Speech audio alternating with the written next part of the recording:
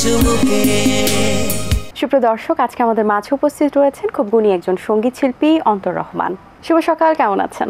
শুভ সকাল আপনাকে। আছি আলহামদুলিল্লাহ, ভালো আছি। আপনি ভালো আছেন? আমি বেশ ভালো আছি, আপনাকে অসংখ্য ধন্যবাদ। অসংখ্য ধন্যবাদ। আপনি তো সঙ্গীত শিল্পী, তার সাথে আমরা জানি যে আপনি ব্যবসাও করছেন। সো ব্যবসা এবং সঙ্গীত দুই প্রফেশন কিভাবে মেনটেন করা হচ্ছে?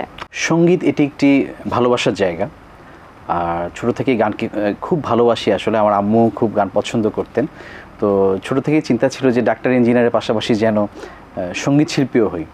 তো যেহেতু ডাক্তার ইঞ্জিনিয়ার হতে পারিনি, তো সেই ক্ষেত্রে চিন্তা করেছি যে আমার নিজের প্রফেশনের পাশাপাশি যদি সঙ্গীত শিল্পী যদি হওয়া যায়। আচ্ছা, কোথাও শেখা হয়েছে? হ্যাঁ, আমি রংপুর থেকে আমার প্রথম শিখেছি হলো শ্রদ্ধেয় খাদিমুল ইসলাম বসুনিয়া স্যারের কাছে। তারপর ঢাকায় আসার পর সুজিত মোস্তফা দাদার কাছে শিখছি এবং এখনো শিখছি। আসলে শেখার কখনোই শেষ হয় না। কোন গানগুলো আপনাকে অনুপ্রাণিত করেছে? আসলে আমার বাংলা গানই আসলে আমার অনুপ্রেরণার জায়গা। বাংলা গান বেশি শুনি। প্রিয় শিল্পী যে গানগুলো এখনো মানে খুব ভালো লাগার জায়গা? ভালো লাগা এন্ড্র কিশোর দাদার গান, কুমার বিশ্বজিৎ দাদার গান, আব্দুল হাদী স্যারের গান, এই গানগুলোই বেশি শোনা হয় এবং স্টেজে পারফরমেন্স করা হয়। আচ্ছা, কথা আরো হবে, তার আগে আমরা একটা গান শুনি নেই এখন, তারপর বাকি আলোচনা। অবশ্যই। আমার রিসেন্ট একটি গান রিলিজ পেয়েছে। আমরা 25 জন সঙ্গীত শিল্পী এবং সুরকার, গীতিকার, কম্পোজার মিলে একটি মিউজিক আলফা একটি প্ল্যাটফর্ম দাঁড় করিয়েছি, যেটি 25 জন সঙ্গীত শিল্পী আমরা সব রকমের গান এবং এই গানগুলোর থেকে রেভিনিউ, সেই রেভিনিউগুলো আমরা সকলেই ভাগ করে নেব। তো এটি একটি ভিন্ন ধরনের প্ল্যাটফর্ম। এই প্ল্যাটফর্মে আমার প্রথম গান রিলিজ হয়েছে, পাখি আমার মন বোঝে না। প্রথম কোনো গানে আমার নিজের গানে নিজে অভিনয় করেছি। কেমন লেগেছে মডেলিং করা? আসলে ভিন্ন ধর্মী একটি অভিজ্ঞতা। সহজ মনে হয় গান করা নাকি মডেলিং করা? আসলে যেহেতু গান অনেক বছর ধরে করা হচ্ছে, তো গানকে আসলে সহজ মনে হয়। ওকে, ঠিক আছে, আমরা গানটি শুনবো। পাখি আমার মন বোঝে না, ঘর চিনে না, উইরা উইরা পালায়। পাখি আমার আখি হতে কুল হারায়, ঝর্ণা শুধু ঝরায়। মনে নদী গড়ায় যদি অচিন সীমানায়, কেমনে তারে বাঁধবো বলো সুখের আঙিনায়। নির্হারাই মনের মাঝি উদাস ভেসে যায়, পাখি আমার আখি মেলে অন্য কারণায়। নষ্ট জীবন কষ্ট পেলে কইতে পারে না, ব্যথা বুকে হারায় কথা সইতে চায় না। বারে বারে সুখের লাগি আদর খুঁজে মরে, তাড়িয়ে দিলেও দাঁড়িয়ে থাকে ভালোবাসা তরে। নির্হারাই মনের মাঝি উদাস ভেসে যায়, পাখি আমার আখি মেলে অন্য কারণায়। পাখি আমার আখি মেলে অন্য কারণায়। বাহ, চমৎকার, অসংখ্য ধন্যবাদ। আপনাকে অসংখ্য ধন্যবাদ। এই গানটি লিখেছেন আমারই খুব শ্রদ্ধেয় বড় ভাই শান্ত প্রতীক ভাই। অসাধারণ তিনি এই গানটি লিখেছেন এবং মিউজিক ভিডিওতে তিনি অভিনয় করেছেন আসলে আমার সাথে। বাহ, গানের কথাগুলো খুব সুন্দর। অসংখ্য অসংখ্য ধন্যবাদ আপনাকে। জি, প্রত্যেকটা একটা তো সিজন থাকে, আমাদের যে 12 মাসে একটা সিজন থাকে, প্রত্যেকটা সিজনে আলাদা আলাদা ধরনের একটা কনসার্টের একটা ভাইব থাকে। স্পেশালি যদি এই সময়টার কথা আমরা বলি, যে এখন একটা বিয়ের মৌসুম থাকে শীতের সময়টাতে, প্লাস দেখা গেছে অনেক কনসার্ট হয়, মিউজিক্যাল যে শোগুলো হচ্ছে বা এই শোগুলো উপলক্ষে আসলে শিল্পীদের জন্য এখন এই সময়টা কেমন, কি মনে হয়? আসলে এই সময়টা এখন যেহেতু শীতের মৌসুম পড়েছে, তো আসলে সঙ্গীত শিল্পীদের এই সময়টা একটু কনসার্টের আয়োজন বেশিই থাকে। তো আসলে আশাবাদী যে এবারও গতবারের মতো অধিক কনসার্ট আমরা পাবো এবং অধিক কনসার্টও করতে পারবো ইনশাআল্লাহ। আচ্ছা, এমনি সেই সাথে যদি আমরা বলি, পরিবর্তিত বাংলাদেশের পর একটা গণ অভ্যুত্থানের পর কিন্তু অনেক কিছুই পরিবর্তন হয়েছে, সেই সাথে সঙ্গীত শিল্পীদের উপর তো একটা ইফেক্ট পড়েছেই। আর সেই ইফেক্ট সম্পর্কেও আমরা একটু জানতে চাই কেমন ইফেক্ট। বাট তার আগে একটু জানতে চাই যে এই যে আগের যে একটা হতো, খুব শো হতো, এখন তো তুলনামূলক অনেক কম হচ্ছে, এই অবস্থা কি পরিবর্তন হবে কিনা বা আপনি কি আশাবাদী কিনা পরিবর্তনের ক্ষেত্রে? আপনার কাছে কি মনে হয়? আসলে আমি নিজেও আশাবাদী যে অবশ্যই এই সংকটময় মুহূর্ত আমরা সকল সঙ্গীত শিল্পীরা যেন কাটিয়ে উঠে যেন সামনে যেন আরও ভালো আমাদের এই সঙ্গীত জগৎ যেন আমরা আজকে বাংলাদেশের মানুষের কাছে যেন সুন্দর সুন্দর গান দিয়ে যেন আমরা যেন মনোমুগ্ধকর যেন পরিবেশ আয়োজন করতে পারি, এটির জন্য আমি আশাবাদী যে ইনশাআল্লাহ আমাদের এই কনসার্টের আয়োজন ইনশাআল্লাহ সচল হবে। একটা সময় তো গান ছিল শুধু শোনার বিষয়, চোখ বন্ধ করে গান শুনছি, এখন চোখ খুলে দেখার বিষয় হয়ে গেছে, মিউজিক ভিডিও এসেছে। তো সেই জায়গা থেকে গানের কোনো ইফেক্ট হয়েছে কিনা, বা নাকি গানকে আরো ভালোভাবে রিপ্রেজেন্ট করা হচ্ছে, আপনার মতামত কি? আসলে একটি কথা আপনি খুব সুন্দর বলেছেন যে গানের পাশাপাশি যে ভিজুয়ালাইজেশন, যেটা আমি বলি যে মিউজিক ভিডিও, তো একটি গান আপনি যখন শুনছেন আপনি দেখবেন যে আগে যেরকম অডিও বাজার ছিল, আগে খুবই অডিও সেল হতো, কিন্তু এখন কিন্তু সেই জিনিসটা নেই। এখন যেই জিনিসটা খুব সহজলভ্য পাওয়া যায় সেটা হলো ইউটিউব। আমি খুব সহজেই দেখতে পাচ্ছি যে একটা গান ইউটিউবে আপলোড দিলেই সেই গানটি ইউটিউবে যদি শ্রুতি মধুর হয় তাহলে অবশ্যই সেই গানটি দর্শকপ্রিয় হয়ে যাবে। তো আসলে একটা গানের সাথে এখন যে মানে দেশের পরিস্থিতি এবং যে সার্বিক যে মিউজিক ইন্ডাস্ট্রির যে অবস্থা, তো একটা গানের পাশাপাশি যদি একটু সুন্দর মিউজিক ভিডিও হয় আপনি দেখবেন যে সেই গানটি দর্শকপ্রিয় খুব তাড়াতাড়ি হয়ে যাবে ইনশাআল্লাহ। তো আসলে একটি গানের সাথে এখন মিউজিক ভিডিওর গুরুত্বপূর্ণ অনেক একটা ইম্পর্টেন্ট ইস্যু হয়ে গিয়েছে আসলে। আচ্ছা, গান ডেফিনেটলি ভালো, এবং ভালো হলে দর্শকরা সেটা পিক করে নেয়, এটা দর্শকদেরকে একদমই সেটা বলতে হবে যে দর্শক আসলে খুঁজে নেয় ভালো গানগুলো।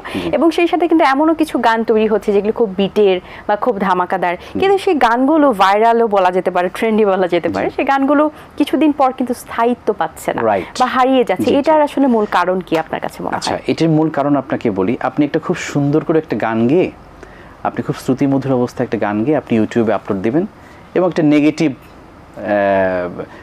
কোনো গান আপলোড দিবেন, দেখবেন যে আপনার নেগেটিভ জিনিসটার প্রতি আকৃষ্ট বেশি হবে। এটা সকলের ক্ষেত্রে, এটা আমার ক্ষেত্রে সেটারই ভিউ বেশি হয়ে যাবে।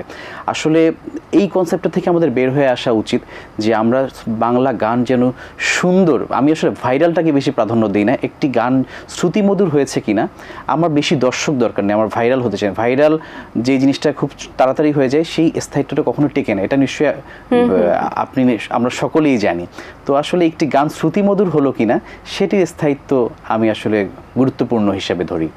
আচ্ছা, গান নিয়ে এত কথা হচ্ছে, আরেকটি গান শুনতে চাই, কোন গানটি শোনাবেন? আমি একটা মায়ের গান পরিবেশন করি, আমার খুব পছন্দের একটি গান। মধুর আমার মায়ের হাসি চাঁদের মুখে ঝরে, মাকে মনে পড়ে আমার, মাকে মনে পড়ে তুলনা। মধুর আমার মায়ের হাসি চাঁদের মুখে ঝরে, মাকে মনে পড়ে আমার, মাকে মনে পড়ে। আসলে প্রতিটি মায়ের প্রতি আমার শ্রদ্ধা এবং সালাম। আমার মা 2 বছর আগে ইন্তেকাল করেছে আসলে। তো আমার এত বছরের জীবনে আমি মনে করি যে মায়ের দোয়া থাকলে জীবনে কখনো পিছিয়ে থাকা যায় না। আসলে এই জন্য প্রত্যেকটি প্রোগ্রামে আমি একটি না একটি মায়ের গান পরিবেশন করি। মাকে নিয়ে কথা বললে আসলে কখনোই কথা শেষ হয় না, আর মায়েরকে নিয়ে আপনি গান বলছিলেন তখনই আসলে মায়ের কথাই মনে পড়ছিল। অবশ্যই আপনার মাকে আল্লাহ জান্নাতবাসী করুক, আমি। এবার একটু জানতে চাই আপনার জীবন সম্পর্কে। গান নিয়ে তো অবশ্যই আলফার সাথে আপনি যুক্ত আছেন বলছিলেন, গানের সাথে। সো এখন গানের আসলে পরিস্থিতি কেমন, এবং নতুন প্রজন্ম যারা গান করছে তারা কেমন গান করছে, আপনার কাছে কার গান ভালো লাগছে? আসলে নতুন প্রজন্ম, আপনি জানেন যে আমরা যারা আছি, আমি নতুন প্রজন্ম আমরাও বলবো যে বিকজ আমরা চেষ্টা করছি যে বাঙালি সংস্কৃতি যেন সারা বিশ্বের মাঝে যেন তুলে ধরতে পারি। তো এই জন্যই আজকে আমরা আমার গুরুজি সুজিত মোস্তফা দাদা সহকারে 25 জন সঙ্গীত শিল্পী আমরা একত্রিত হয়ে ভালো বাংলা গান যেন উপহার দিতে পারি, এই জন্য এই প্ল্যাটফর্মটি তৈরি করা হয়েছে। আসলে আমরা চেষ্টা করছি, জীবনে শেখার শেষ নেই, যেরকম সেরকম চেষ্টারও শেষ নেই। তো অবশ্যই আমরা চেষ্টা করব যে বাংলা সংস্কৃতিকে যেন বিশ্বের দরবারে যেন পৌঁছে দিতে পারি। আচ্ছা, এখন পর্যন্ত আপনার কতগুলো মৌলিক গান রিলিজ হয়েছে? আমার 5টা মৌলিক গান রিলিজ হয়েছে, আরও 2টি সামনে রিলিজ হবে। আচ্ছা, টোটাল যদি আমরা 7টা ধরি বা 5টাই ধরলাম, যেহেতু ওটা এখনো রিলিজ হয়নি, তার মধ্যে আসলে দর্শকদের ভালো লেগেছে বা এই 5টি গানের মধ্যে আপনার তো প্রত্যেকটা গানই তো সন্তানের মতো, 5টাই সন্তান এখন আপনার, এই 5টা সন্তানের মধ্যেও কিছু সন্তান থাকে খুব মায়ের পছন্দের হয়, ভালো লাগার হয়, কোন গানটি আপনার ভালো বা দর্শকরা কোন গানটি খুব বেশি গ্রহণ করেছে? আসলে রিসেন্ট যে গানটি করা হয়েছে 10 দিন হয়েছে মনে হয় রিলিজ হয়েছে, পাখি আমার মন বোঝে না, এই গানটি আসলে দেখছি যে অনেকেই টিকটক করছে বা অনেক প্ল্যাটফর্মে এই গানটি প্লে হচ্ছে। তো এই গানটি একটু দর্শকপ্রিয় মনে হয় বেশি হয়েছে, যতটুকু মনে হচ্ছে যে পাখি আমার মন বোঝে না, ঘর চেনে না, উইরা উইরা পালায়। তো তরুণ জেনারেশনের অনেকেই দেখছি যে এই গানটি টিকটক করছেন। তো এটি আসলে একজন সঙ্গীত শিল্পীর জন্য বড় পাওয়া।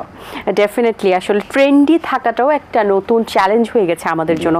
যারা সঙ্গীত শিল্পী রয়েছেন তাদের কিন্তু প্রতিনিয়ত চ্যালেঞ্জের মুখে থাকতে হয় যে আমি একটু ট্রেন্ডে আছি, সে ট্রেন্ডে চলে যাচ্ছে, আমাকেও ট্রেন্ডে যেতে হবে। সেই গানটি তো আমরা শুনে ফেলেছি, সো এখন আরেকটি গান শুনতে চাই আপনার কণ্ঠে। কোন গানটি শোনাবেন? আমার খুব আরেকটি পছন্দের গান, ডাক দিয়েছেন দয়াল আমারে। এই গানটি একদম চমৎকার একটি গান।